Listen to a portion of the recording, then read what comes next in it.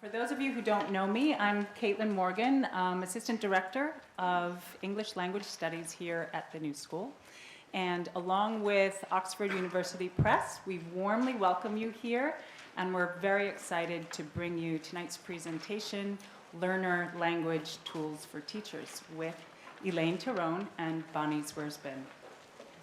Tonight's event is part of an ongoing series, a kind of unique and free ELT, Professional Development Presentation and Workshop series that Oxford and the New School created in collaboration with a shared mission and vision.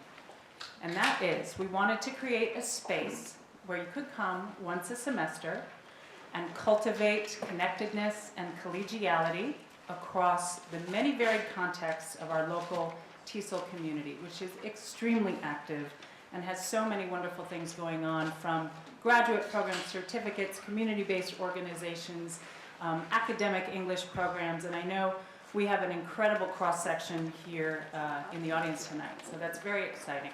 This is very fertile territory. And also to promote free access to current thinking and some of the best materials out there from noted experts,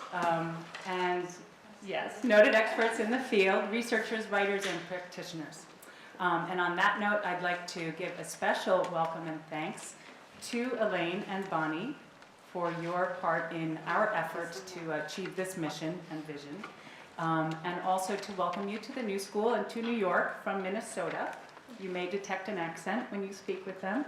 And for generously sharing your knowledge and experience and the wonderful materials you've developed to help teachers explore learner language. Elaine and Bonnie's recent work really goes to the heart of what we do. If it is our endeavor to teach language, then we can never lose sight of or appreciation for how language is learned. So when we are faced with a puzzle, for example, a student who is continuously making an error despite our best efforts and our brilliant lessons, we have to look closely and ask, what's happening here? Is this a situation where there is first language transfer or interference? Is it overgeneralization of a rule? Or is this student diligently just following their own built-in syllabus? Or maybe our lesson plan wasn't so great after all. We have to look closely. By drawing on second language acquisition research, we can be better equipped to analyze and explore where our students are in their language learning process and what we as teachers can do to help them move forward. And wonderfully, these are the tools for teachers that Elaine and Bonnie will share with us tonight. To officially introduce our feature speakers, please welcome my colleague from Oxford University Press, Karen Horton, Director of Marketing, ELT Division.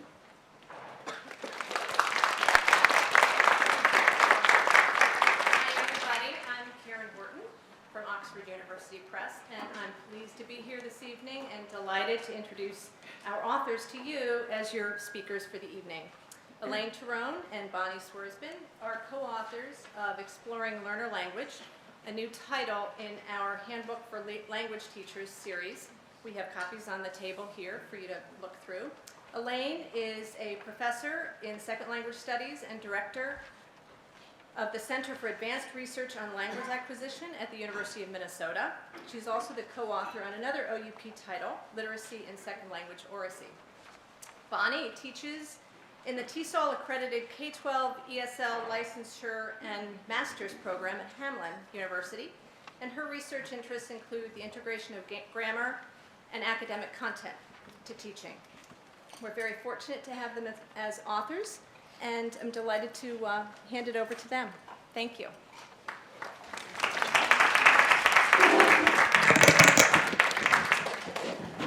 I wonder if we can have some lights down a little bit in front here, because we're going to be working with, no? He's going to do that. Okay, fine. I always hate it when people refer to me as an expert, because I go back to that old joke about what is an expert. It's a drip under pressure. Get it? Spurt. So I hate that. what we'd like to do today is to show you some of the materials that we developed. Both of us have taught English grammar. We've worked with teachers for a very long time.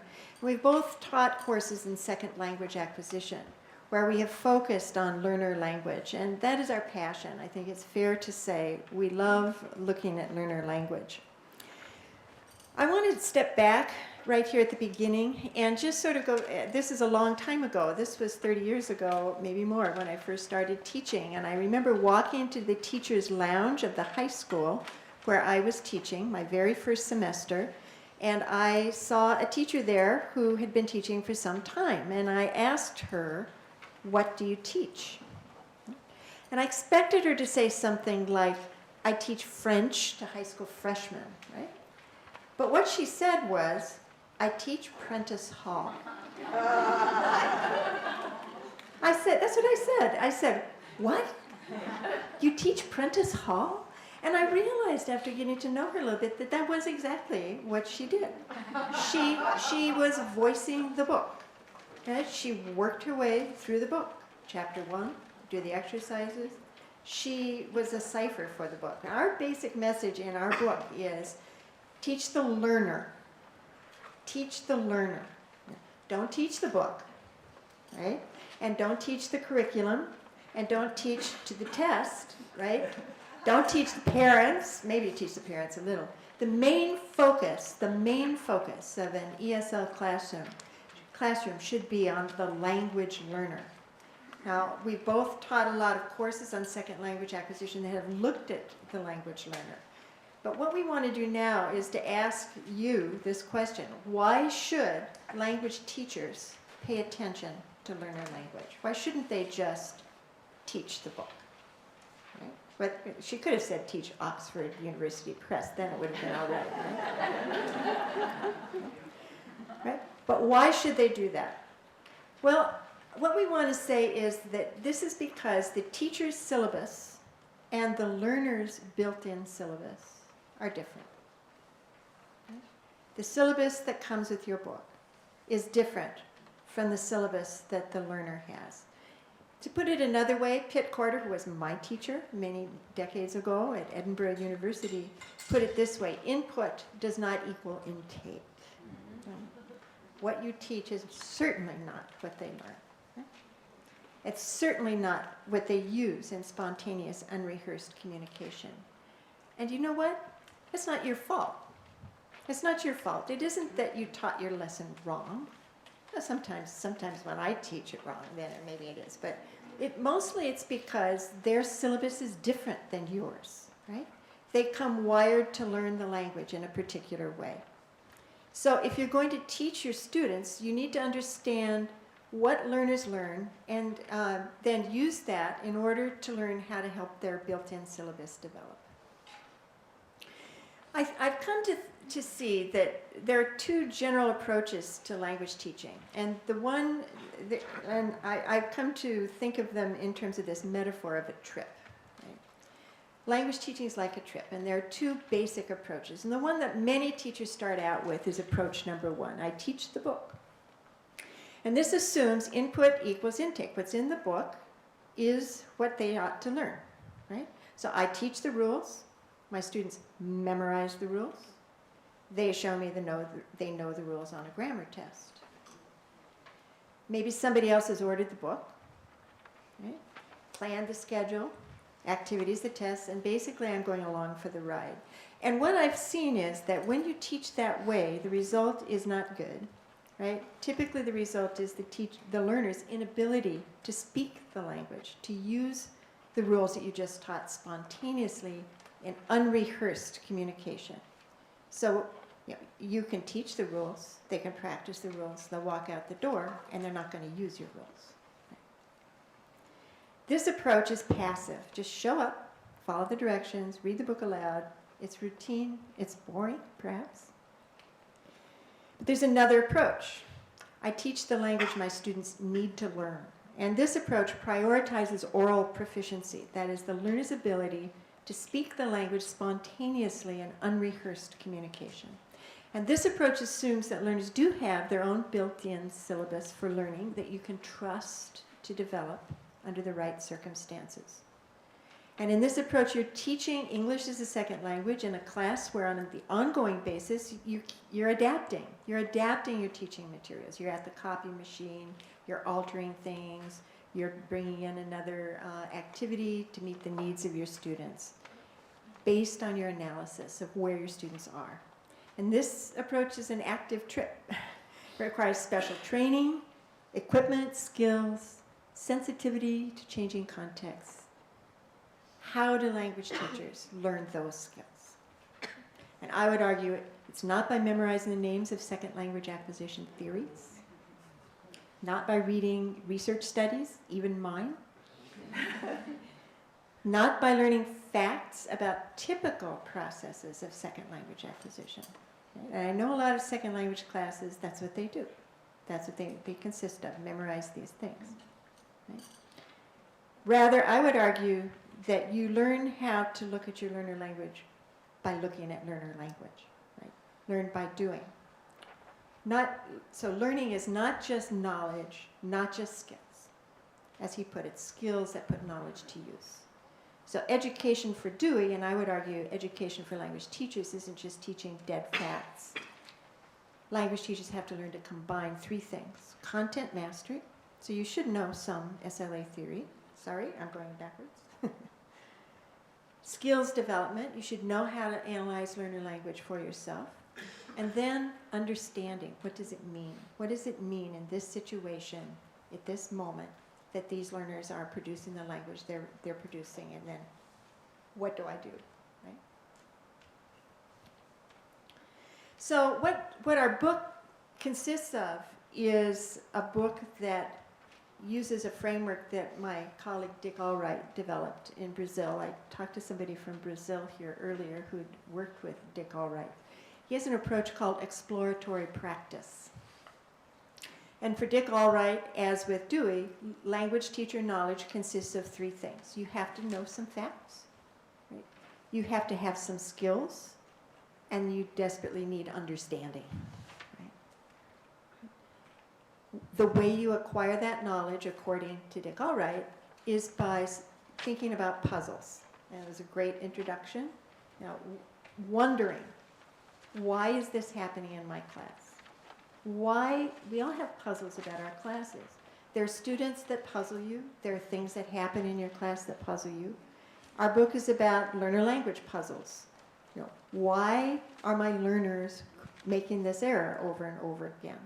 How do I get them to move on? Why does this learner get it and this other learner not?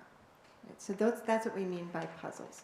So just in summary, before we show you some of the materials we've put together, the goal of our book is for language teachers, and we're including teachers of all languages, not just English as a second language, but all languages.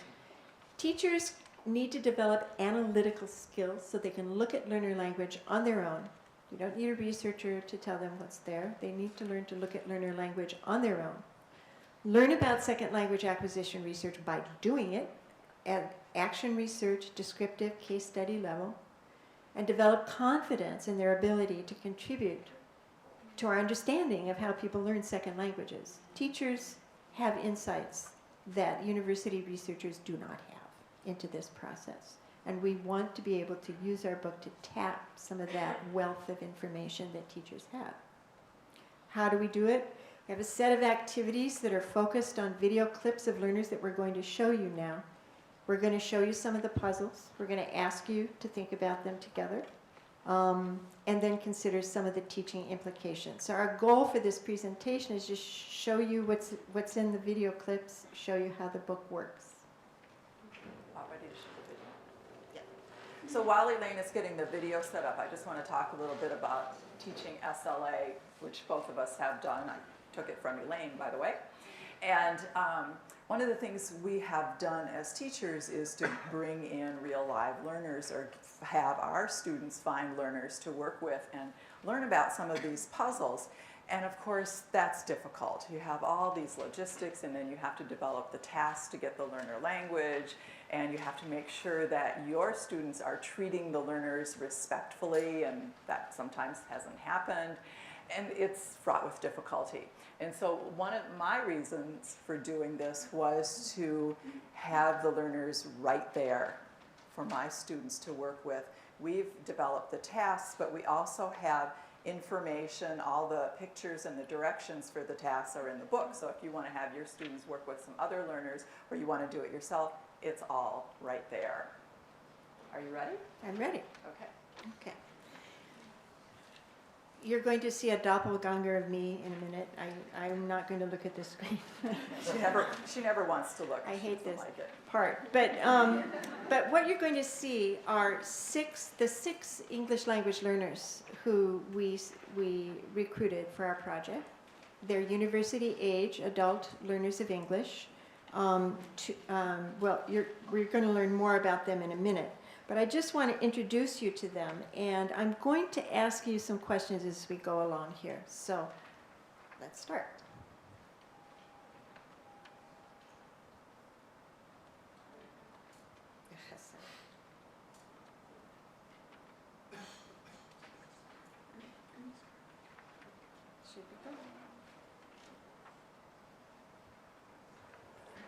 Hi, and welcome to our exploration of learner language. You know, it's fascinating to take the time to really pay attention to the way learner language develops. No matter what sequence is followed by a teacher or a textbook in presenting language structures, learners seem to have their own built-in syllabus. What they learn is different from what we teach. Let's listen to the English that's spoken by Rodrigo. He's a beginning level learner just graduated from a Mexican university. The most important is write, and I don't know, grammar, maybe, but no is good. In Mexico, no is good. So why did Rodrigo say no is good? In Mexico, no is good. His books and his teachers surely did not say it that way. Is it because of his native language, Spanish? Sorry, Times bad we- picture.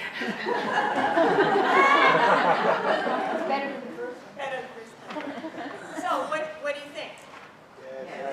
Why? Where does it come from? And how do you say this in Spanish? No es bueno. Okay, all right. Say that language learners have an accent from their native language. For example, their pronunciation may be different. Listen now to Jeanne, a native speaker of French, as she describes a photo of a house. How would you describe her pronunciation?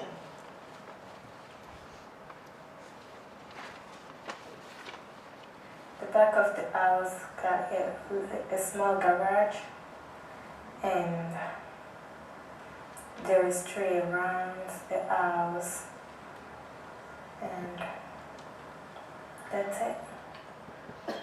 As a more advanced speaker of English, Jeanne's pronunciation is really pretty good, but she does still have problems with one word, house. She says, ouse. Why would a simple sound like p prove to be such a problem for her? Now, if you think you know the answer to that one, consider this. In the next segment, you will hear Jean, Katrine, and Antonio, native speakers of Chinese, French, and Spanish, use the same incorrect word order when they ask English questions. Now this is in your handout if you want to read along. It's bullet 3.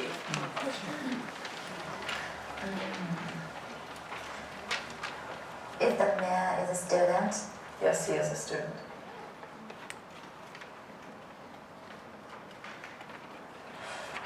Why the bus driver can't stop for him?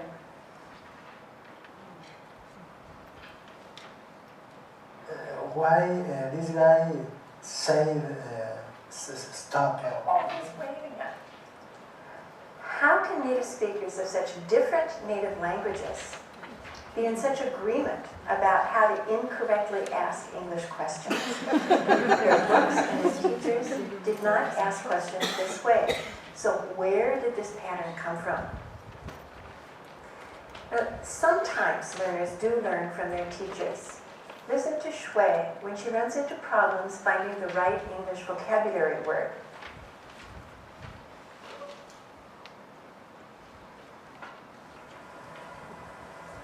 It seems like he wants to hide what he is doing. He's hitchhiking. Yeah, hitchhiking. Hitchhiking, right? So a teacher has taught Shui a new vocabulary word, hitchhiking. Do you think she knows it now? And do you think she'll know it tomorrow? What can a teacher do to help her remember? We can learn a lot when we take the time to pause and look at learner language. Your insights are unique and important. Join us in our exploration of learner language. So on your handout, there's some questions to ask here, right? There's transfer from the native language. What are the question forms? Sorry. What are the question forms that are used by Chun, Katrine, and Antonio? And Shui. Did you notice Shui used the same thing? What he is doing. I saw some people doing hand motions during the question. What does that mean?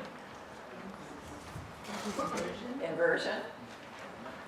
But she's using the statement as if it's a question and not flipping. They're not Yeah. inverting, right? Right. And is that all? There's no do support, right? So you have, what about the first one? Is the man is a student? Why the bus driver can't stop for him? Why this guy says stop? What he is doing?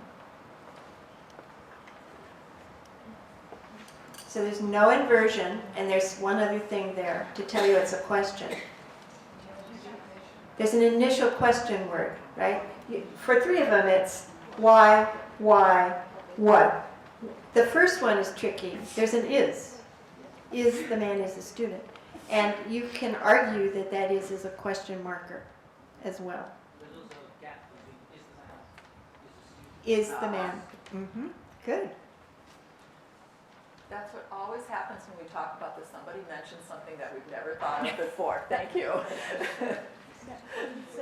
What did he say? Oh, I'm sorry. He said that there's a gap. The man is a student. Under Chun. Stopped, he questioned. Is the man. Thinking. You can hear him thinking. Yeah. So what he says is the man is a student. She, but yes, you're right. Yes. I've found that students confuse stated verbs with question words. They don't always know when, because if their native language doesn't have stated verbs like is, was, or, Right. they don't know when to use the question word and when to use the. But our question here Let's is, see about the microphone. that's an answer that has to do with transfer, right? It's not in their native language. And one of the things that we'd like you to notice here is that these are native speakers of Spanish, Chinese, and French. And they're all seemingly using exactly the same pattern. Now, why is that? Yep. Could be due to overgeneralization, in the sense that they may have seen, teachers might have taught them that there would be a question word indicator in a question in English, and so they put it there because that's how you do it. That's how you do it. That's their rule. This is a really good example of built-in syllabus. And Larry Selinker, when our field first started out, said, well, some errors are due to transfer and some are due to overgeneralization, right? So you learn an English rule, like how you make statements, and then you use that and you elaborate on it. So they have learned you put a question word first, but they haven't yet learned the inversion piece. What's really interesting is that some researchers have argued that there are stages of acquisition of English questions that all learners go through. And this one is stage 2 or 3, depending on the system you use to mark it. All learners of English go through these stages of question formation, regardless of their native language. So this is an example that arose from our data that allows us to show you what that sounds like. And the question for teachers is, what do you do about this? Do you do something different when you have an error that's due to stages of acquisition as opposed to transfer, right? No is good versus why he is going to the store. They're both errors, but maybe the causes are a little bit different. And it's interesting too, because the learners that you see up here are all at different proficiency levels, and yet they're making they're phrasing their questions the same way in some cases. So I find that fascinating that even the advanced learners sometimes drop back to that stage of question acquisition. Are we ready to move on to the next part? Okay. The next thing is that I'm going to tell you about the tasks that we did with the English language learners, and we also did most of the tasks with 2 native speakers of English, because as teachers we always get into this mode of, oh well, native speakers wouldn't do it that way. And Elaine and I decided that to really know the answer to the question about how native speakers would do it, you have to have a couple of native speakers doing it. And they surprised us. I mean, not only did the English language learners surprise us, the native speakers surprised us too, so we really learned a lot. So there are 6 tasks. The first one is interview questions from me to the language learners, and this one we did not have the native speakers doing. And the questions that I asked were specifically targeted to elicit certain things from the learners. I asked them about their past learning history, so I was trying to elicit things in the past tense, though didn't always succeed at that. I asked them about what they're doing now to practice their English. I asked them things like, if I were your language teacher, what would you want me to do with you? So trying to get a conditional. And then I did some things that made me feel a little bit mean, because sometimes I pretended to not understand when I really did understand, but I wanted to see what they would do. We wanted to see what they would do when their interlocutor indicated, I don't understand. Would they talk louder? Would they have a circumlocution? What would they do? And so we have a lot about strategies, communication strategies on here. I also, in one case, used a vocabulary word that I was pretty sure that they wouldn't know, although it turned out that one of them did. And you needed to understand the vocabulary word to answer the question. So I wanted to see, well, what will they do when they clearly didn't comprehend something, and how are they going to try and get that information from me? So like I said, I didn't feel good about doing that, but we wanted to have some pragmatic learning on here as well to help you see that. So that's segment 1. Segment 2 is the question task, and you saw a little bit of that already with the stuff about hitchhiking and some of the pictures you saw up there.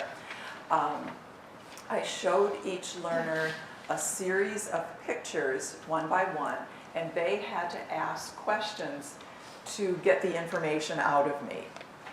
And so then if they asked me a question, I'd give them a little bit of the story, and then they'd ask me another question, I'd get a little bit more of the story out of me.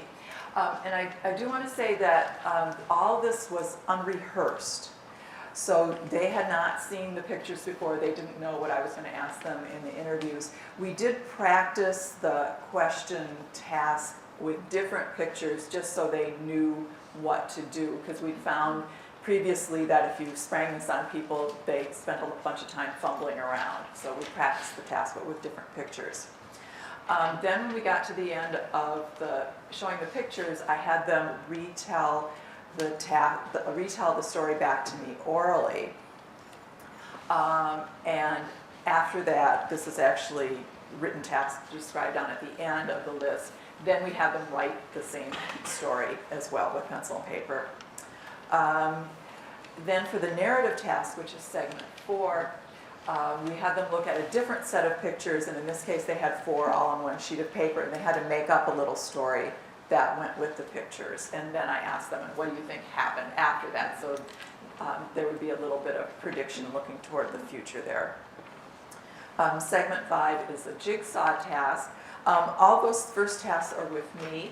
5 and 6 are in pairs by native language. And for the jigsaw task, we had two of them sitting opposite each other with each had a picture of a house, and they couldn't see each other's picture. And this is your classic classroom spot the differences task, so they had to ask each other questions and say things about the pictures until they figured out 3 similarities and 3 differences.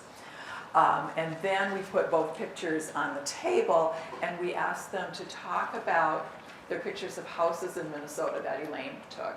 And we asked them to talk about whether these were typical houses in Minnesota, what did they think about the families who might live there, and what did they think this said about social classes in America. And we wanted to get at a little more deeper thinking, a little more academic type question with this task. And so now we're going to show you a little bit about the jigsaw. Oh, no, I'm sorry, this is the interview. We're going to play you a little bit of Shui's interview. Shui, let me just say before we do this a little bit about who the learners were. Rodrigo and Antonio were from Mexico. They had earned a bachelor's degree in law, and they were the least proficient. So it's an interesting combination. You've already met both of them. They are also brothers. Shui and Chen were visiting for 1 semester from the People's Republic of China. These are all pseudonyms, by the way, and we've removed any information in their interview that would allow you to figure out who they really are. But Shui and Chen were visiting for 1 semester, and I would say we figured they're probably mid-level in proficiency of the 3 peers. Katrine and Jean are from French-speaking Africa and were the most proficient. They were living in the Twin Cities the longest and plan to stay. And you've heard both of them. So that's who they were. I'm going to have you listen to a portion of Shui's interview with Bonnie. And we have some questions here. Listen to her as she speaks. We don't have a transcript here. Just what patterns do you hear in her learner language? Right? Listen. You can listen for errors. You can listen for not errors. You know, what patterns do you hear? And what can some of these be traced to transfer from Chinese, do you think? Now, you may not speak Chinese, but maybe you know something about Chinese from your excellent certificate program you've had here or from your reading.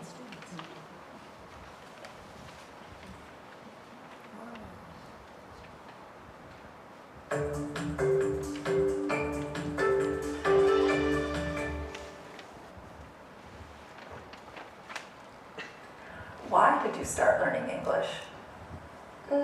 Because our school forced us to learn English because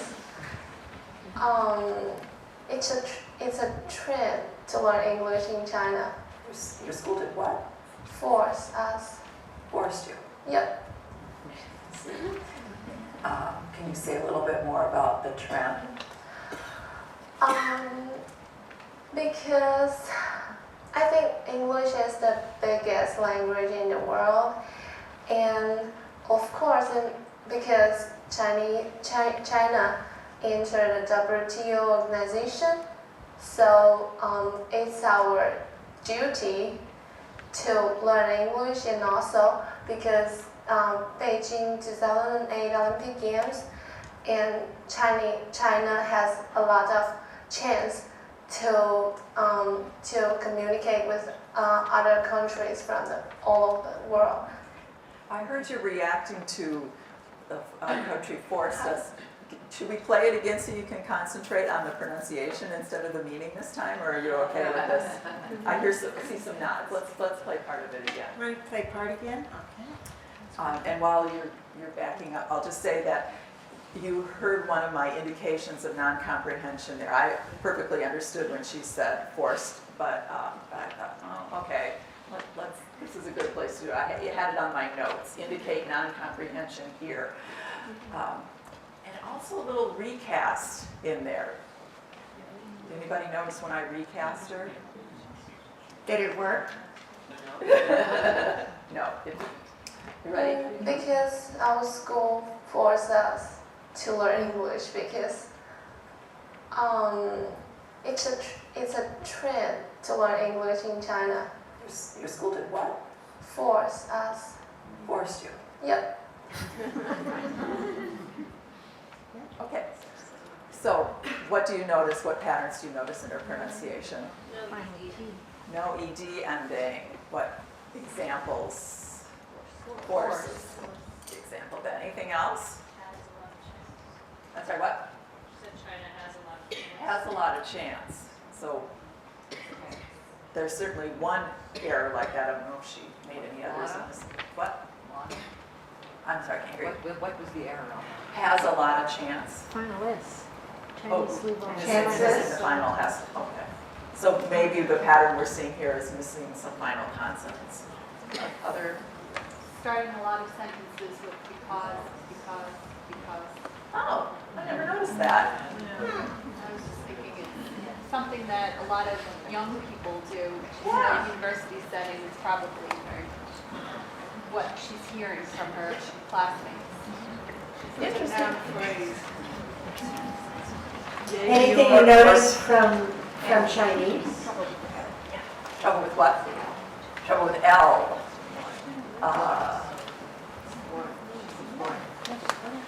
For what word? Learn. Oh, learn, for learn, okay.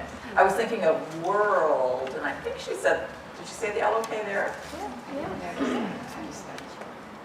So where does the because come from? It's because she's heard a lot of academic discourse, you said? I wouldn't say it's academic. I think it's more the classmates. Classmates. Okay, so class discourse has resulted in this Or pattern. informal, I think in you heard dorms it. or whatever her living situation.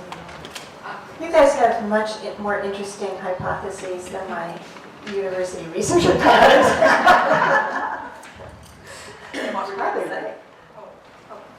I think it's frequent now in usage to respond directly without creating a full You want to repeat that for them? They didn't hear. incomplete sentence because. You need to repeat things so people can hear. Yes, I was just about to. She said that people answer questions in incomplete sentences and not complete sentences. So she may be responding to the usage of her peers. Do you think nervousness has anything to do with this? The fact that she's being interviewed and she's on tape, is just causing her to revert back to like present tense and making a lot of mistakes that she may not have been? The question is, I think she's nervous. I didn't get the feeling that she was nervous. I think we were more nervous than others were. These patterns persisted over the entire period, including the later tasks that were very engaging, I think. So I don't think so. You never can be sure.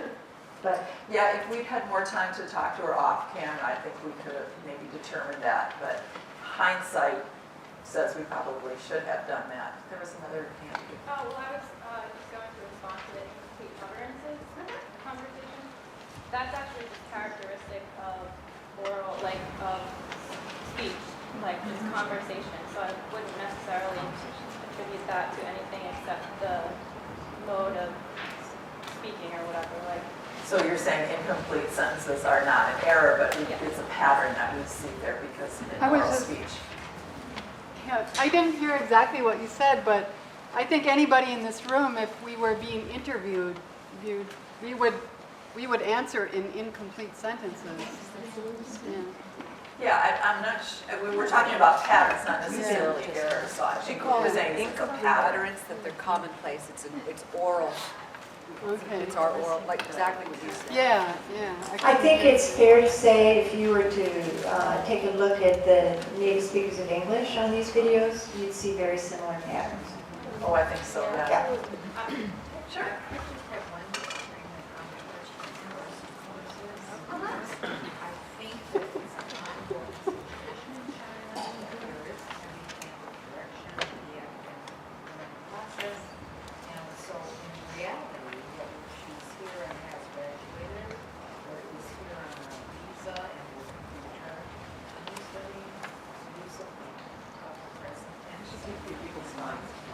Why are you studying? Correct. But she uses But- nice horses. Okay. Wait a minute, you're having a The conversation. the question is about why did she say our school forced us to learn English? And I think you heard it as present tense. Other people are responding that, no, I didn't hear a morpheme on the end of that word at all. In fact, when we transcribed it, and though we might be wrong, we transcribed it without a final consonant. So I heard our school force us. Yes? She doesn't say a TH, for thousand and other. Yeah. That's completely omitted. Right. Yes, she does seem to omit THs in some situations. If we looked at the whole video, we might see it. We're going to need to have one more question and then move on. Instead of just, or if we should replace the TH with the J. Instead of saying other, utter. Utter, okay. So she seems to replace the TH sound with a voice stop in some cases, yeah. Yeah, we've seen that pattern. And so when you look at the whole interview, you can figure out if these things are isolated errors or a pattern. Let's move on to another example, right? Right. Okay. On this one, we're going to be watching Rodrigo and Antonio doing pair work.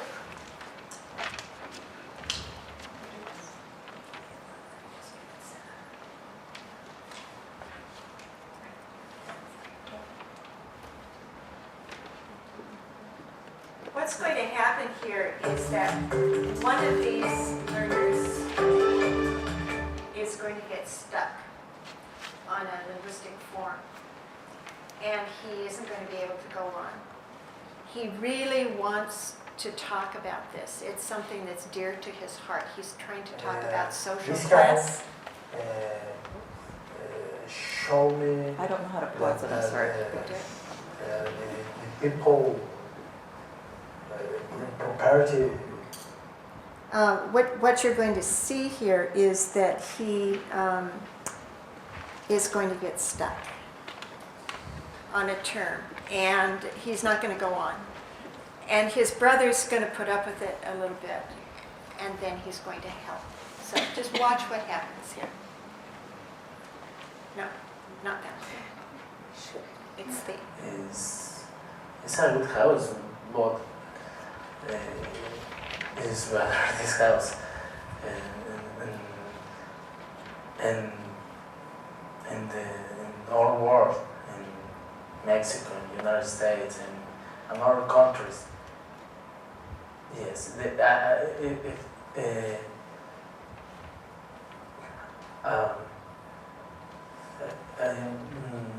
is show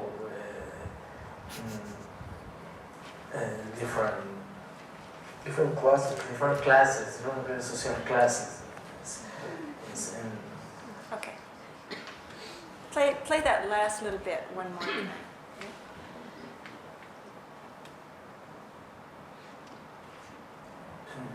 Show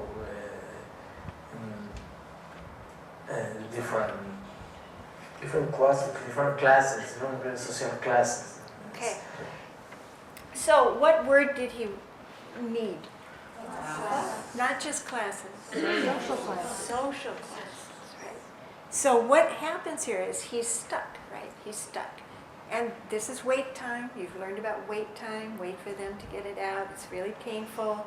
His brother puts up, waits, and finally goes, classes. And the first speaker comes right back with social classes. So what's happening here? Filling gaps. Is there a reason to have students work in pairs? Do they learn anything? Do they gain it all? Don't they just pick up errors? What's happening here? They help each other. I just used one word, and then that helped the first speaker think of the rest of what he wanted. Right. Is there a word we use for that in the classroom? What's happening here? Scaffolding. Yes. Scaffolding. So one of them, they're trying to build a sentence together. And what you see here is that by themselves, neither one can come up with the term social classes. But together, they're able to come up with social classes. The first one couldn't get classes, the brother supplied classes, and then it triggered something in his head, and he was able to then access social classes, right?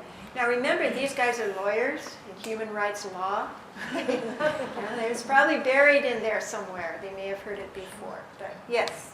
What do you do if, despite the fact that obviously something is struggling to get into their conscious mind, they're shy or whatever, and neither one of them manages social classes? What does the teacher then do? When you know what it is they're struggling for and that they have it somewhere. Yeah.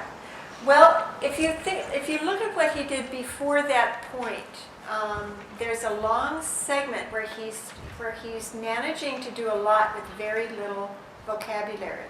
What was he talking about up to the point where he got stuck on social classes? What's the larger message he's getting across? Do you remember?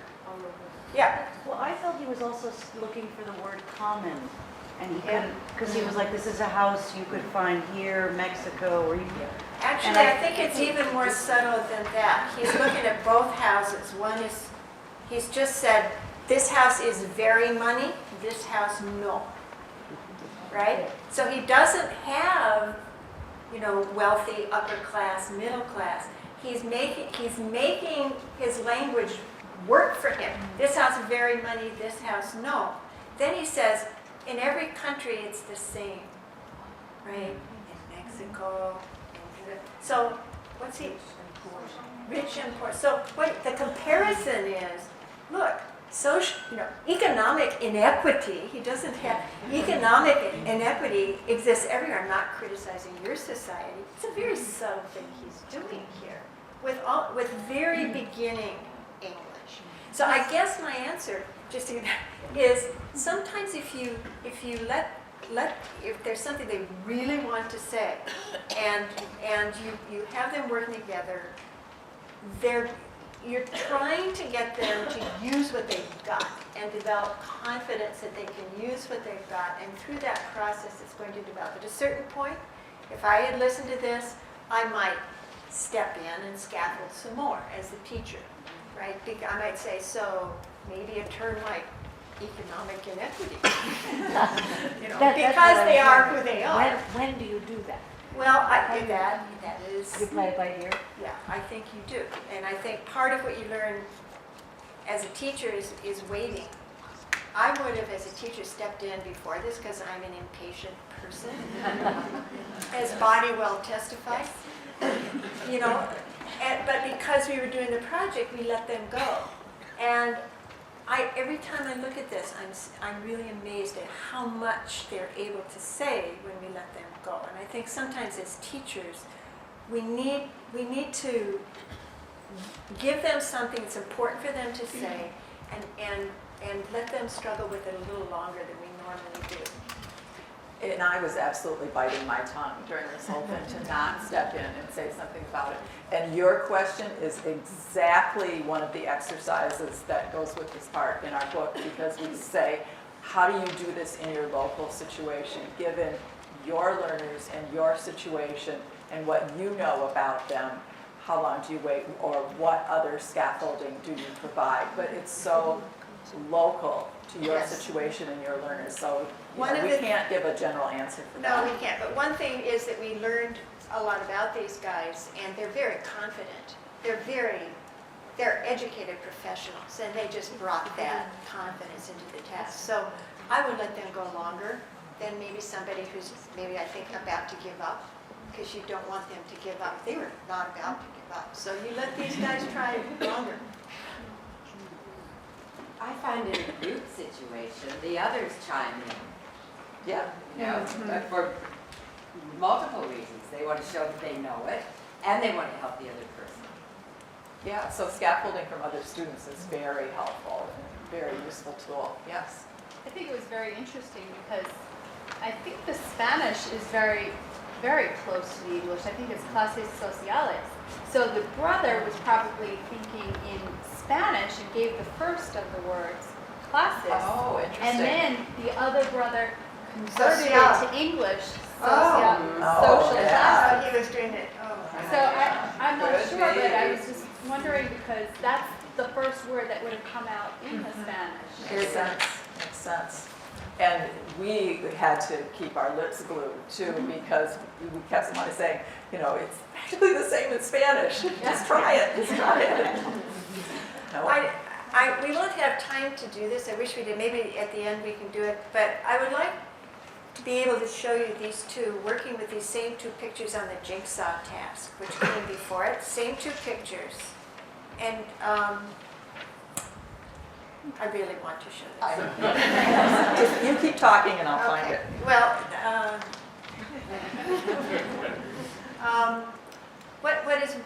what is interesting is to ask yourself, which of these two tasks is most engaging for these learners, right? The Jigsaw Task is something where you're looking at two pictures and you're supposed to find out what's the same and different in our two pictures. We use these tasks a lot, and usually with concrete objects, so you have colors or shapes or animals, very concrete nouns, and it's a guessing game. And you could probably do it with children, right? You do a Jigsaw Task with children, find three things same, three things different, right? So, I can't find it. okay, You're gonna have let to me do it. Yeah. She's the only one who's checked out on her computer. Okay. So I'll talk about the task while she finds it. The Jigsaw Task is the spot the differences, find three things the same, find three things that are different. And the comparison task, which is the one we're going to show you now, is about what does this tell you about, I'm sorry, we're going to show you the Jigsaw Task now, the one about finding three things the same, three things that are different. Watch them, listen to them, pay attention to their nonverbals. And the question is this an interesting task for them? There are 4 windows, and there is one tree in front.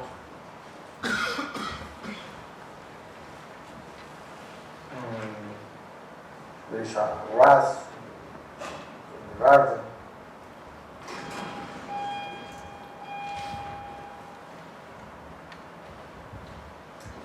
This kind of one. There are 3 windows and 2 doors. There are in front are a street and a small garden, and back many I don't know, it's 3 or 4 streets. Okay, so, interesting? No. Absorbing? No, not at all. Now what I'd really like you to do is take a look at the same two guys, same two pictures. Now we have them, the instructions are, what do these houses tell you about social class in America? And they're human rights lawyers.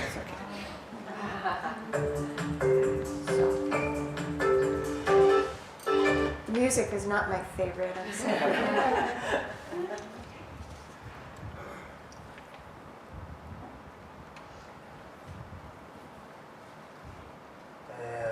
This house show me that the people, the property are maybe they had a good job because the house show it. It's big, it's clean. There's a car. So what thinking process is he demonstrating here? He's analyzing. He's saying, I conclude that these people are rich because he's going to the evidence, right? He's saying, you know, I believe this because this detail and this detail and this detail, therefore I conclude, right? But you can miss that because the language is so simple, right? And this house, it's small. It's not clean. I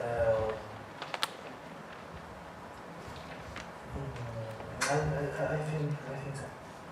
Yes, it's correct. I think so. To this house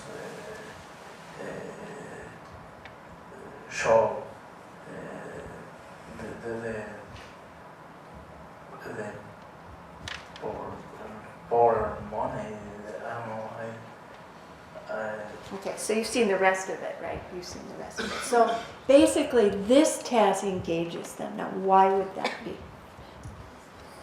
Same two pictures. You use them two different ways. Because they're not just describing, they're drawing conclusions. Right, they're not just describing, they're drawing And conclusions. it's interesting to them. It's an adult task, right? It's an academic task. It's what we do at universities, right? We draw conclusions about things. And it is not a task you would give a child. You couldn't, I don't think you could give this task and ask a child about social class. So the first task kind of puts a lid on what they can do. And the second task opens it up and says, you know, talk about this. And the Chinese students didn't talk about social class. They talked about cultural differences and private property. Yeah, that was interesting. Right? And I thought it was interesting that the Chinese ladies were more into the spot the differences task. It seemed to me that they must have spent a lot of time in English classes doing things like that because they dove right in and found those differences. Right. I mean, I'm sort of curious. I'm not sure it's exactly an academic class because people analyze. I mean, if you were selling aluminum siding and had no academic background whatsoever, you know what house you would go to. I mean, I think the reason it was appealing to them was it connected with an interest they already had. Yeah. That you knew they already had. So I think exploring students, you know, worlds of interest and then creating a task might do it. It's not just that it's analytical. I mean, you know. Actually, though, I think asking people to speculate about who lives in the house and what these houses tell you about the society, that we didn't know in advance of creating the task what their interests were going to be. We didn't. You didn't know they were economics lawyers. No. Oh, okay. So these guys talked about social class. The Chinese learners talked about private property and not sharing. And a really nice house.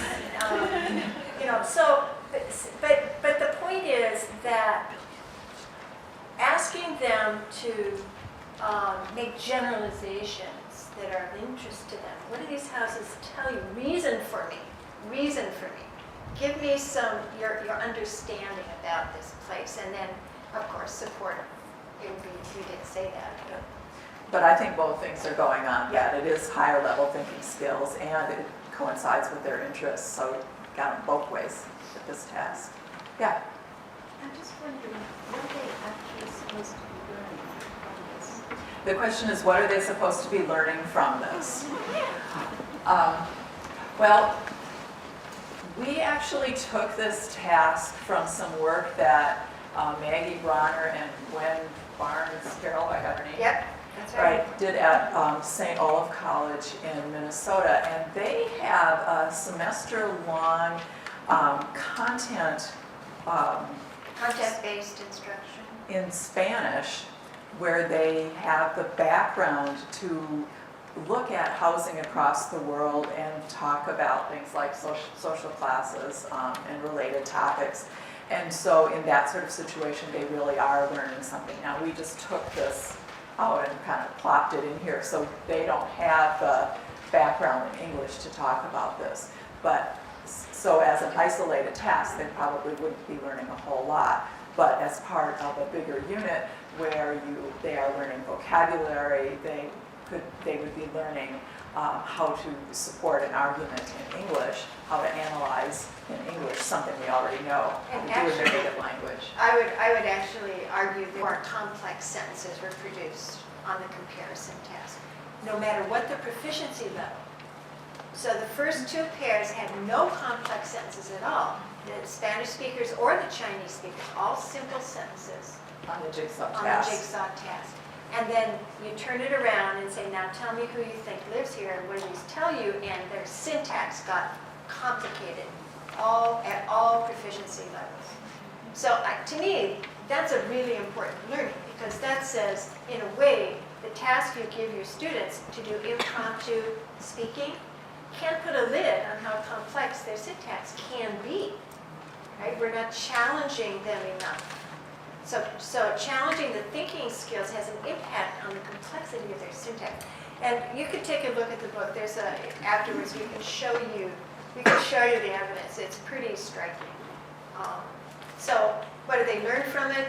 I think you have to learn to produce complex syntax by producing complex syntax. I mean, you're not going to get complexification of your interlanguage or your learner language unless you are put in a situation where you're trying to express cause effect or give evidence and so forth. It was quite clear that the task made a big difference in the language that we got. The last example that we have time for. I think we have time for it. The last example is about corrective feedback, and this is on the back side of your handout. During the interview, I also tried to take an opportunity. I also tried to take opportunities to recast each of the learners, because this is the most common form of feedback that we use in our ESL classrooms, or any teacher uses in the classroom, is just repeating back what the learner said that had an error in it and correcting the pronunciation error or the syntax error. And we wanted to see what would happen with each of our learners when I recast them. So what we're going to do in this part is to see what happens with Shui when I recast her. And for this part, you have a transcript on the back of your handout you can follow along with. So at this point, we've been talking about, up to the point where she's... We've been talking about her language learning history in China. And the first question here is she focused on meaning in this interaction, or is she focused on form? So let's listen to it. I like to learn English, yeah. We have a big classroom, and often in class, teacher always standing in front of the blackboard, and he or she will begin to talk about English grammars, because Chinese are always focused on grammars, and actually I don't like grammars at all. The class focuses on grammar. Yep, and because we have a lot of examinations, and of course, for Chinese students, the most important thing when we are in elementary school, middle school, and high school, the most important thing is to take a college entrance examinations. So there's a lot of pressure on us, and so we have to learn those grammars, foreign grammars, and we have to take a lot of examinations to enter college. And it's hard for us because there's so many students who are, they want to take a chance to go into the university, and they will have a bright future. So we have to learn the grammars. So you have to learn grammar. Yeah, but when I enter university, I don't usually learn grammars because I don't like it. Okay, now you have to understand that this was a stake through my heart, because of course I am a grammar teacher. That's where I started. Or should I say I'm a grammars teacher? So did you think she was focused on meaning or on form? Meaning. It seemed like that to me. So now let's pick out that one particular word, grammar, and look, see if you can find the instances of it in the transcript and if the usage is correct or incorrect. What's her rule there? Yes? Chinese students so often drop the final S, and she has been told that she needs to pronounce the final S, so she puts it not only in grammar, but in a couple of other places where it doesn't belong. There's a name for that which I have forgotten. When you've corrected an error like Cockneys, you put an H. It's where it doesn't- overgeneralization. Overgeneralization, thank you, that's what she's Is doing. it just a pronunciation thing? It is in a couple of other words. She puts the "s" at the ends of several things. Because she talks about examinations and pressures and pedagog. No, Alice. And she may be using it as a synonym for rules, and rules should have that as still grammar, rules, as, one is plural, the other one must be plural, yes. And also I had read, who knows what theory, that recasting doesn't always give the results you want because it's sometimes interpreted as a student as a validation from the person who's saying it. So they're filtering it as if you're just simply validating what they just said. So you can correct your little heart out. And they're thinking, oh, I must be doing it right. She's agreeing with me, grammar. But they're not using grammar, they're doing a validation of a mispronunciation. Okay, 2 comments here. One is that she may be using grammars as a synonym for rules, which would be correctly plural. And the other is that she's probably hearing the recast as a confirmation since she's so meaning focused and not as a correction at all. And I see another hand over here. The last line said, I don't like them, so she thinks grammar is plural. That's a good bit of evidence, isn't it? I don't like them. She refers to, I don't like those foreign grammars, I don't like them. So what does that tell you? It tells you it's not pronunciation, right? If it was pronunciation, she's just putting S on all the time. It's just how you pronounce it. No, it's truly plural. It is plural in her mind. Yes? I was just curious. I've read a lot that recasts in general don't tend to work. They tend to fall into the gulf. But do you think if students were trained to notice recasts from the beginning of a course, that they might, like are they just by virtue of what they are ineffective? Or do you think a student could be told, like, listen, this is a recast, this is a correction, this is...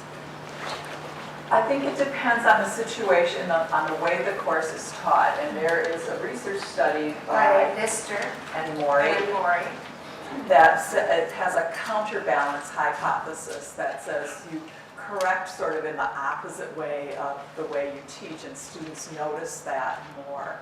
I think Elaine can give us the citation. Basically, recast worked really well in a Japanese course where the students had done a lot of choral repetition.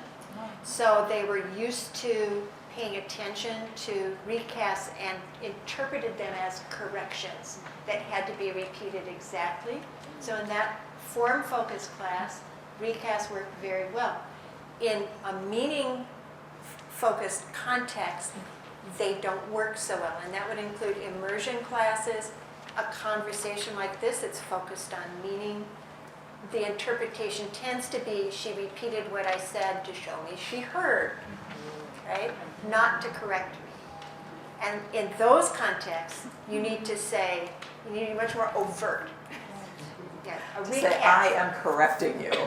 No. Don't say it that way. Do you have the date on that? Do you remember the date on the Lister and Mori article? I can send it to you. I can send you the paper, even better. Yeah. So I think we can all agree that she's very focused on meaning here and doesn't hear my attempts at recast as correction at all. So do we have time to discuss this a little more, or should we just sort of? No, there's one more piece of data I want to show you. Yes, that's where I was going, but I saw some hands up. So. Okay.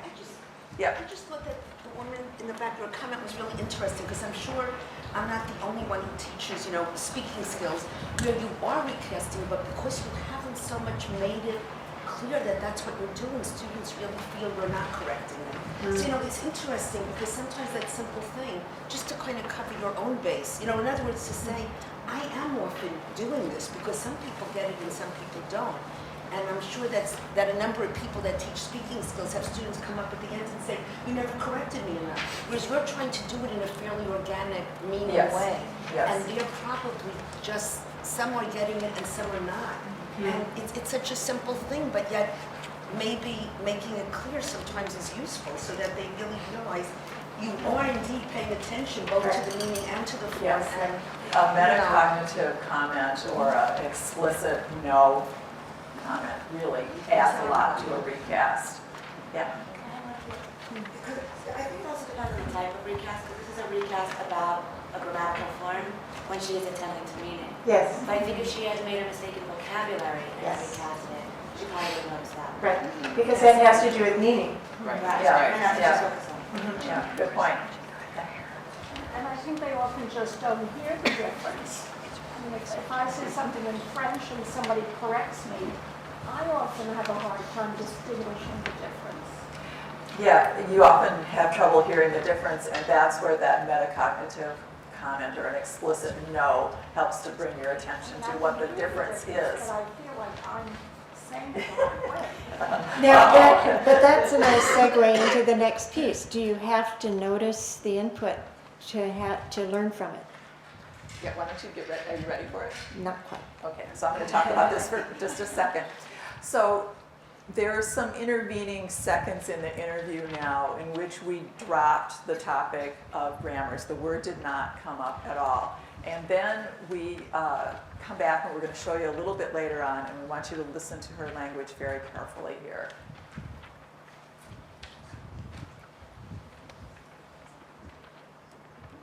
Come on.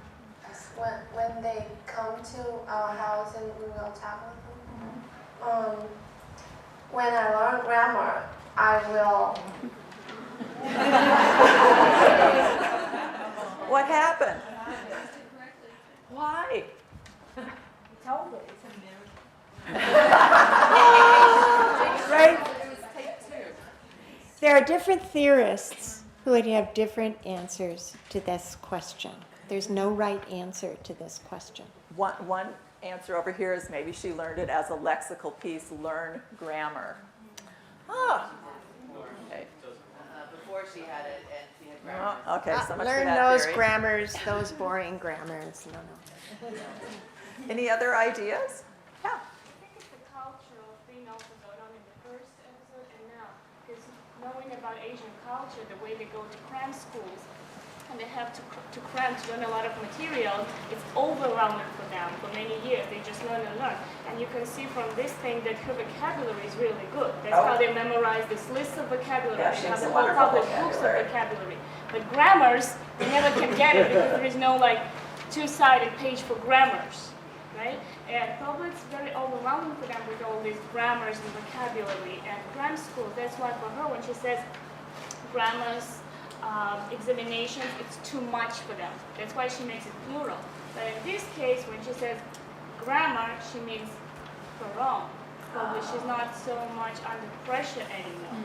So I think your point is that maybe she means something different, not the list of rules anymore, but her own personal grammar. So maybe the meaning changed here. That's a hypothesis, yeah. Aren't grammars kind of an old-fashioned word for a textbook, an English textbook?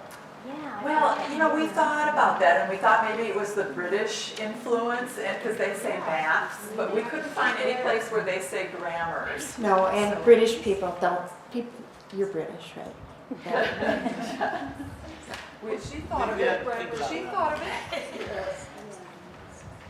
Well, but it could be her own personal rule, too. That's one of the things we talked about, how learners have their own rules. Maybe this is her own personal rule, whether she was taught that way or not. What would Stephen Krashen say? Do you know him?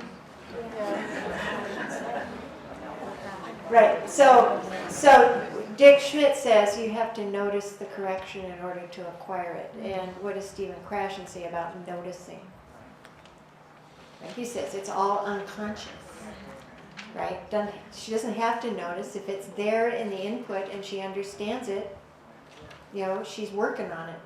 So that's another possible explanation, is her unconscious went to work and now she's acquired it. You'd have to see if she still says grammar 5 minutes later. Right? And unfortunately, we didn't get another opportunity. That was the last one, so it will all remain theory. These are examples of what we mean by puzzles, right? They're puzzles. And we don't always have the answer, and surprise, researchers don't either. But what we found when we look at this is that teachers have a wider variety of options that you lay out. And you tend to say much more than researchers, well, it depends. It depends on who they are, and it depends on, so I think that your wisdom about learners is what we're trying to tap here, and we're trying to broaden the conversation about what learner language is. Too many researchers only do Jigsaw Task. I have yet to see a research publication that actually looks at something like the comparison task, that leaves it really open for learners to really show what they can do. So what we're trying to do is to show you examples of puzzles, ask you to think about them. Think about, what would I do as a teacher? If I had Shui in my classroom, what would you do with her next? I know what I would do. We had a very explicit conversation about grammars and grammar.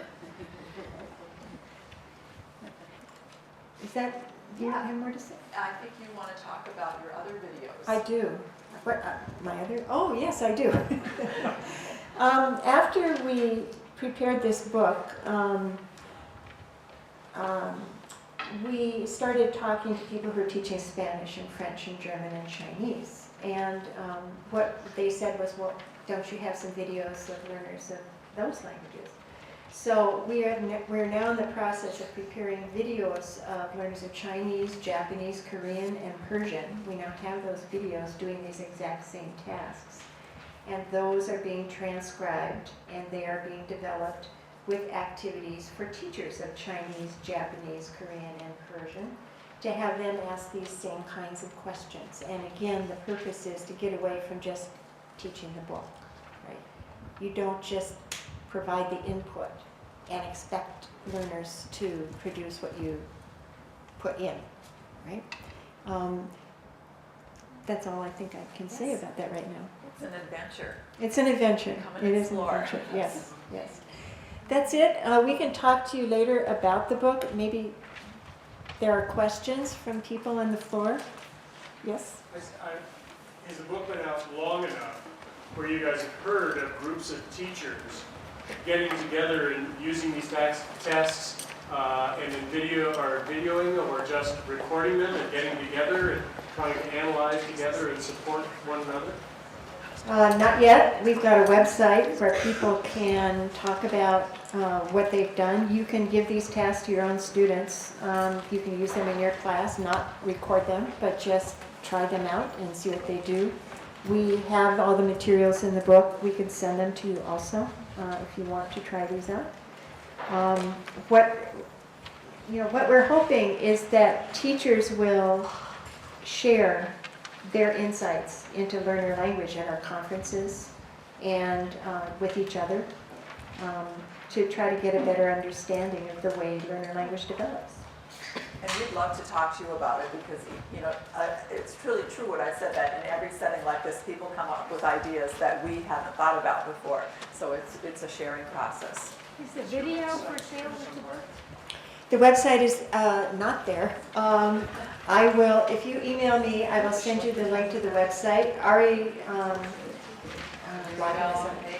what? Yes, it is. Yes, it's on. Our email is right there at the top underneath my name. It's the only thing you can't read. Oh, okay. ETARONE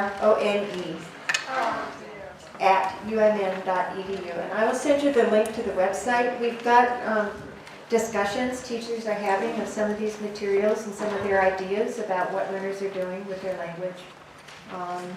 We're hoping to transform the way second language acquisition is taught to teachers with these materials. Is the video for sale with the book? It's in the back. It's tucked in a pocket in the back of the book. There's a lot we couldn't show you. There's the American students stuff is really interesting as well. That the way they do these tasks, the language they use, may appall. It certainly appalled them. And the transcripts are in the back of the book as well. Thank you very much.